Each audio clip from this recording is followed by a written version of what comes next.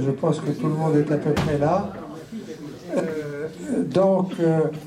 C'est Jean-Jacques Guéraud qui va expliquer comment on utilise les fleuves pour pour contribuer à compenser la variabilité de l'éolien et du... Mais avant ça, comme j'ai utilisé ces jours-ci, où on va en utiliser encore plus demain, il y a effectivement des notions techniques ou de sémantique française. En particulier, là, on va faire de la coordination d'éclusées. Donc, je vais essayer, à partir de l'aménagement CNR type. Alors, demain, nous visitons le site de QC et on a à peu près la même topologie. C'est-à-dire que lorsque nous avons un fleuve et que on a généralement constitué un canal, donc essentiellement pour le Rhône et pour le Rhin, pour faire de la navigation. Donc, ayons bien conscience que pour naviguer, il faut un tirant d'eau, mais surtout aussi un tirant d'air sous tous les ponts.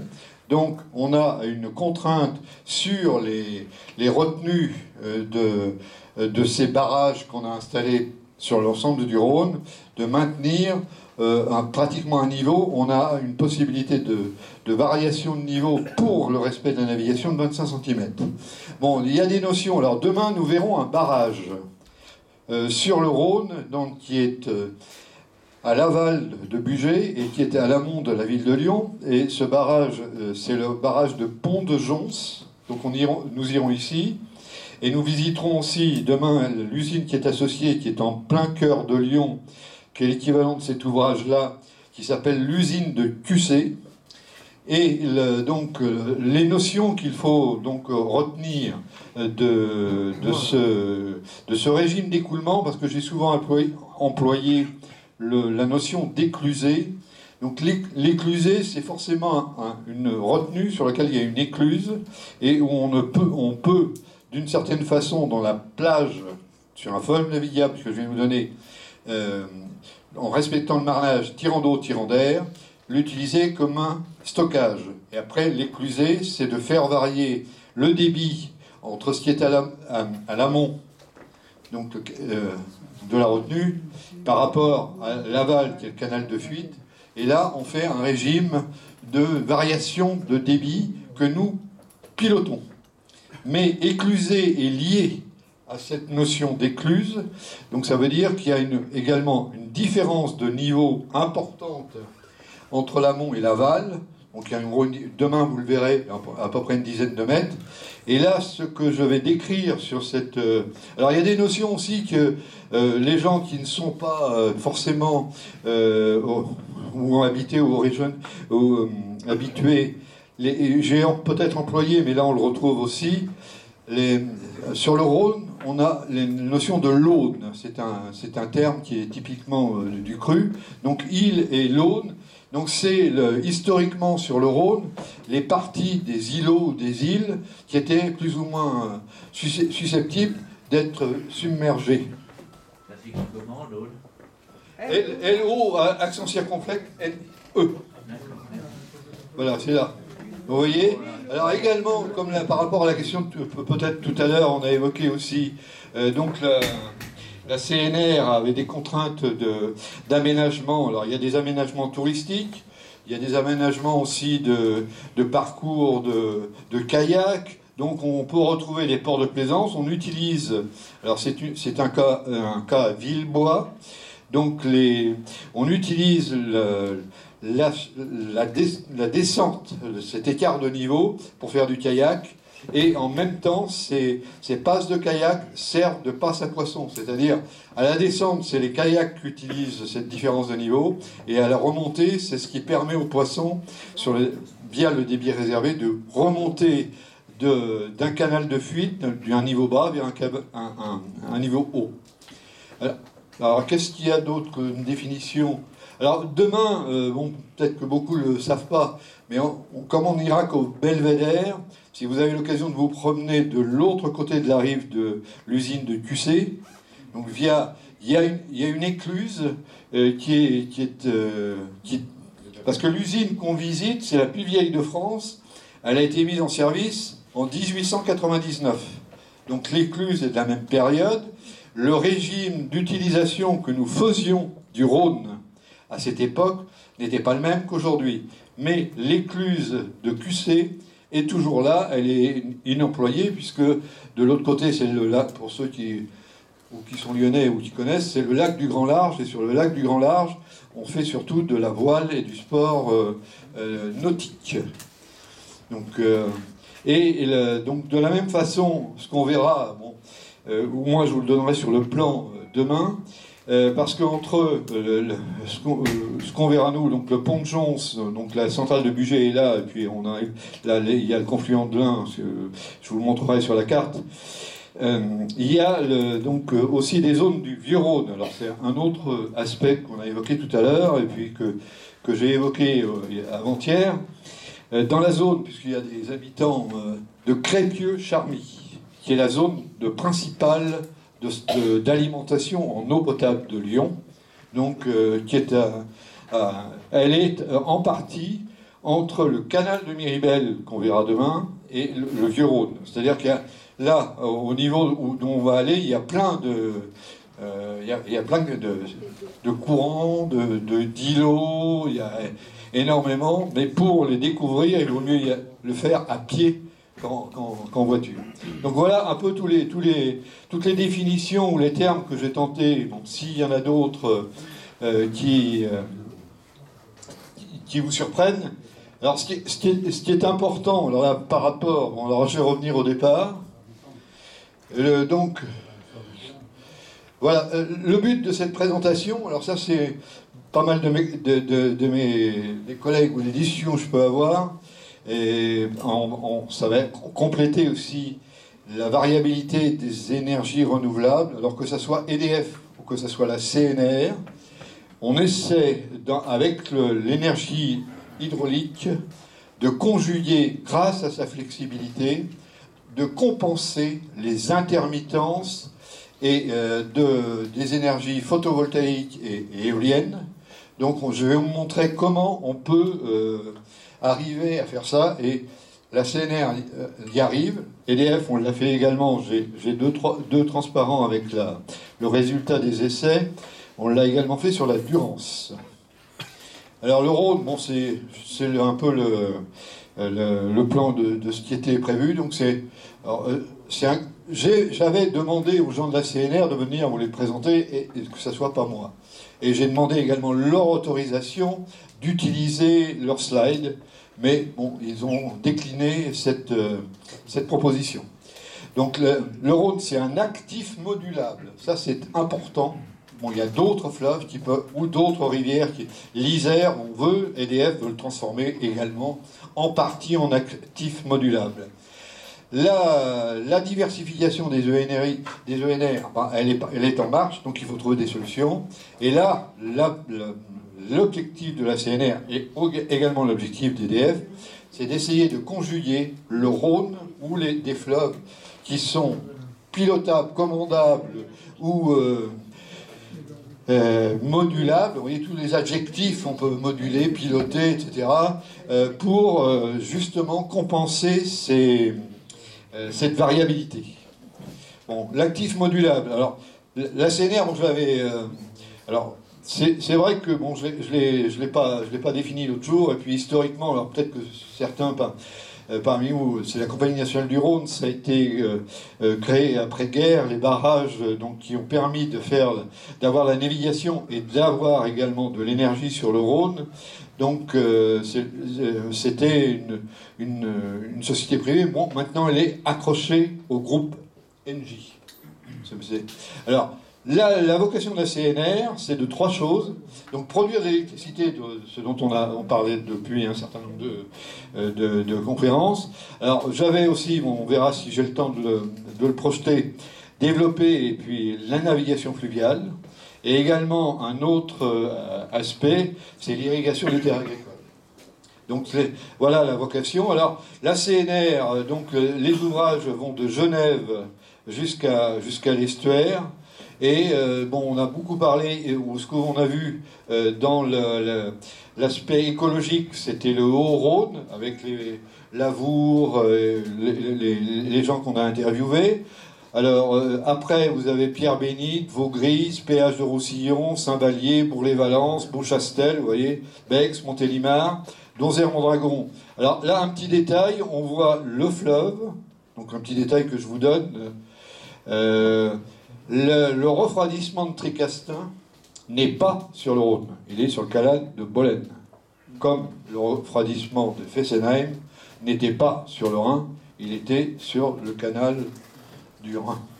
Donc on le voit ici, et l'usine qui est après, ça peut avoir ça a eu et ça a des conséquences dispendiaires dans les actions post-Fukushima sur la démonstration de l'intégrité des berges du canal, puisque ce n'est pas ce canal est artificiel.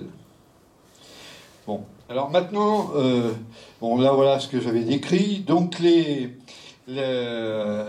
l'hydroélectricité, elle est par nature non programmable, hein, à cause des chutes d'eau, etc. Vous voyez les bassins versants, etc.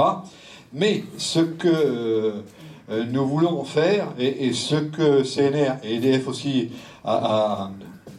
sur d'autres parties qui sont des affluents du Rhône, c'est que ça soit une énergie effectivement non programmable, mais en français, elle est potentiellement prévisible. Et potentiellement prévisible grâce aux prévisions météorologiques sur les zones, sur les bassins et sur un certain nombre d'endroits. Donc, le niveau de production d'électricité va dépendre de l'hydraulicité, mais ce gros travail, il a pu être fait. Donc ce système, si on avait pu avoir les communications, parce qu'après vous verrez qu'il y a un gros problème d'échange d'informations, de communication, de donner des ordres, parce que on va commander des ouvrages en automatique sur l'ensemble du Rhône, de Lyon à Beaucaire. Donc il faut que toutes les télécoms, toutes les possibilités que nous offrent les moyens de capteurs, mesures, télécommandes, automatismes et autres, sont nécessaires. Et également, alors maintenant, ça c'est une expérience vécue par de nombreux opérateurs, c'est que vis-à-vis de la météo, sur l'hydrologie, l'erreur moyenne du day-ahead, donc c'est de la J-1 à J, on ne fait pas plus de 3% d'erreur. C'est-à-dire que tout ce qu'on va voir après et la compensation des énergies renouvelables est tributaire essentiellement de la prévision qu'on va en faire dans le programme, etc. Bon, il peut être ajusté au fil du temps, je ne vais pas dire au fil de l'eau, parce que c'est un autre terme hydraulique. Mais on va voir comment... et la grosse différence entre l'expérimentation qu'a fait CNR et l'expérimentation où j'avais participé au début, là, avant de partir en retraite, sur la Durance... Le pourcentage, alors là ça va être, parce qu'on a eu quelques débats tout à l'heure, ou ces jours derniers, de la variabilité du solaire et de la variabilité de l'éolien.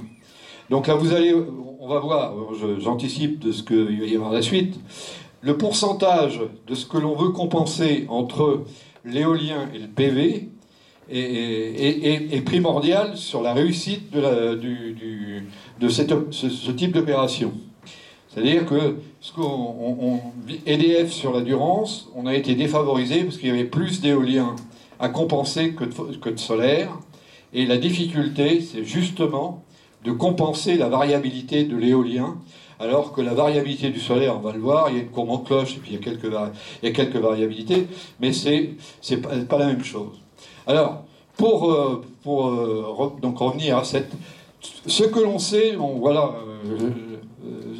On part d'une courbe de consommation, tout le moins d'un profil de consommation journalier. Tout ça, comme je vous l'ai dit tout à l'heure, tout ça se base sur la prévision à J-1 de ce qu'on va faire dans les 24 heures qui suivent. Donc c'est ça la clé. Et l'autre condition, vous allez tout de suite après la comprendre.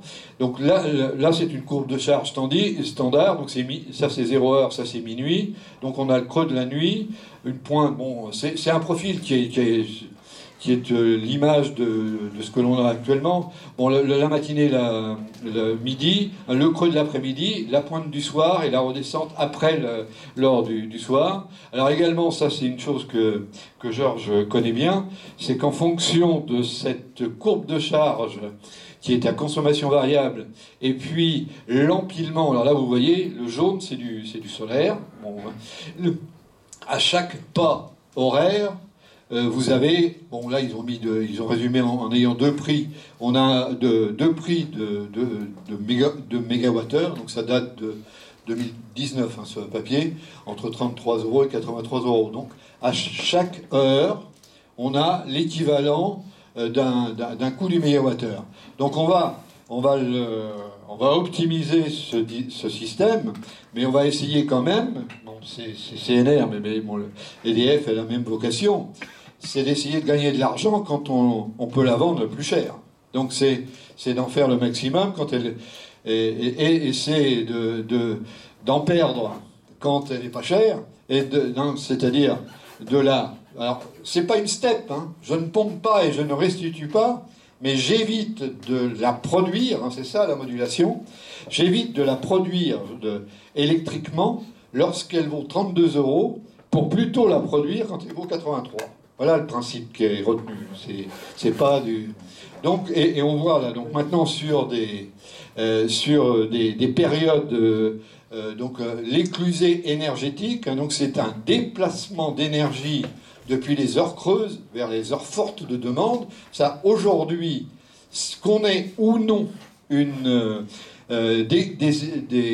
ENR à compenser, naturellement, historiquement, l'exploitation d'un fleuve, bon, que ce soit EDF sur le Rhin et je prends CNR sur le Rhône, on utilisait déjà, dans la mesure du possible, dès qu'on a eu des communications et des possibilités d'envoyer des ordres à chaque machine, à chaque usine. N'oubliez pas que nulle part, et demain vous le verrez, nulle part il y a des opérateurs de conduite dans l'hydraulique. Il y en a, contrairement au nucléaire où il y a des gens dans la conduite, dans l'hydraulique, il n'y en a pas. Tout est envoyé, y compris à QC, qu'on verra. Tout est envoyé par télécommande, tout est coordonné, tout est prévu à J-1, tout est accepté par la DOT, mais il n'y a personne qui conduit. Et on a toujours au moins une machine en réserve, en cas de défaillance de l'une d'entre elles, c'est-à-dire un barrage sur des fleuves, hein, sur de l'eau, bon, c'est du fil de l'eau, hein, sur des éclusées ici, mais il y a toujours au moins une machine en réserve pour compenser la défaillance d'une autre machine. Alors là, on voit, donc on a un programme de débit, et là, ça doit être pareil sur les 24 heures, et puis donc on va avoir donc une variation de puissance électrique, mais alors ce qui est très important, ce que je vous ai dit tout à l'heure, c'est que c'est un fleuve, le Rhône. C'est pour ça que c'est plus difficile pour l'aspect, cette contrainte-là, par rapport à l'Isère ou par rapport à la Durance, c'est qu'on est obligé, pour des raisons de navigation, de respecter le tirant d'eau et le tirant d'air.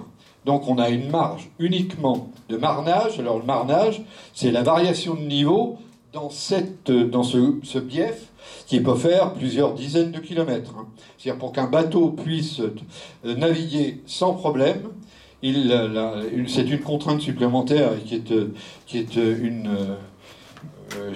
primordiale, puisque vous avez vu 3 missions de la CNR, c'est de faire de l'électricité, mais aussi de faire de la navigation et de faire de l'irrigation. Donc dans cette phase-là, donc on va faire, parce qu'on a intérêt à cette heure-là de faire du stockage, mais on va surtout s'assurer qu'on ne dépasse pas, donc on ne va pas en dessous du niveau bas, mais quand on déstocke, on ne va pas dépasser en déstockant. C'est-à-dire que vous allez faire monter le niveau de l'amont par rapport à l'aval, mais il faut que vous ne dépassiez pas la côte pour que les bateaux puissent passer sous les ponts. Donc là on peut déstocker à cette heure-là, et on restockera à une autre heure. Alors qu'est-ce qu'on fait? Et là, vous verrez, bon, alors là, c'est vraiment... Bon, ce dessin est explicite. Donc le Rhône, il est exploité comme ça entre à peu près Lyon et Beaucaire.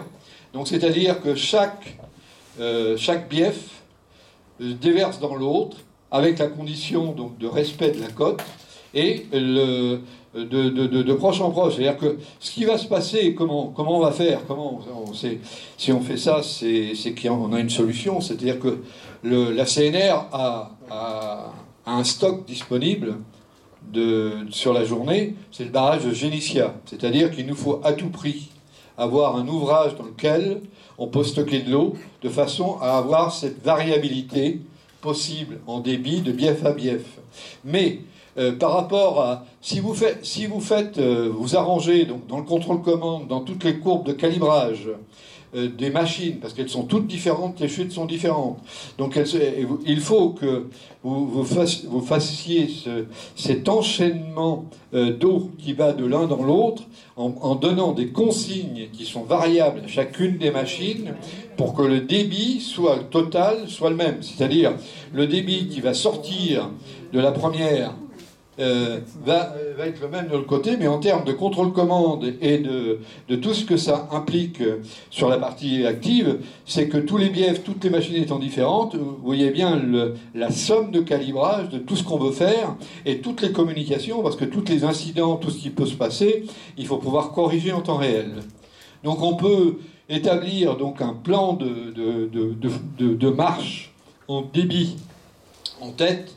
Et puis, sur les 24 heures, vous faites quelques... Bon, vous voyez, vous avez plusieurs plans de variation de débit sur 24 heures. Vous faites ça, et vous définissez ça que vous allez faire, et vous allez envoyer à chaque aménagement, qui après va envoyer à chaque machine une consigne de débit, pour que vous déversiez de bief en bief les uns dans les autres.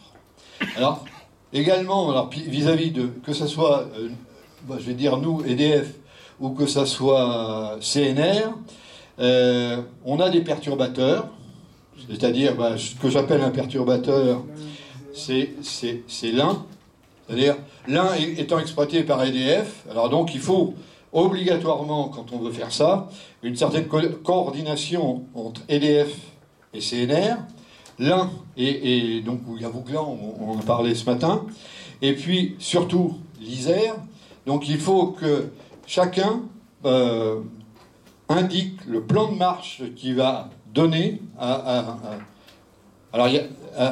son concurrent, parce qu'ils sont concurrents. Mais là-dedans, dans cet aspect-là, c'est pas RTE,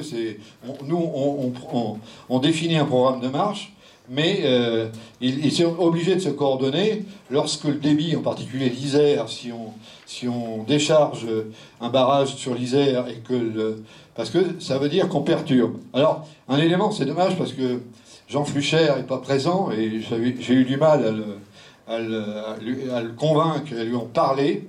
Alors, voilà un plan de marche en termes de puissance électrique. Vous voyez, sur ce qu'on peut faire sur le Rhône. Hein. Donc, vous voyez, le Rhône est un actif non programmable, mais prévisible et modulable. Ce qui est important de savoir, bon, c'est aussi ce que j'avais un peu une fois discuté avec Henri Prévost, c'est que en termes de stockage, bon, le stockage, on l'a mis dans Génissia, en volume d'eau, et après, débit par débit, il va aller de chaîne en chaîne en dessous. Mais ce Rhône nous permet, bon, quand il y a en gros de moduler sur 1000 MW, hein, on peut passer là à 2000, à 1100. Alors pourquoi 1100 à peu près? Il y a forcément le talon, mais là on va revenir aussi sur une notion qu'on a un peu pas mal parlé ou ce matin ou hier, c'est le débit réservé. C'est-à-dire qu'il nous faut quand même le débit minimal et ça correspond à un seuil. Bon, ça, je vous avouerai que c'est une hydrologie qui est favorable. C'est pas au mois d'août 2022 qu'on a cette variation.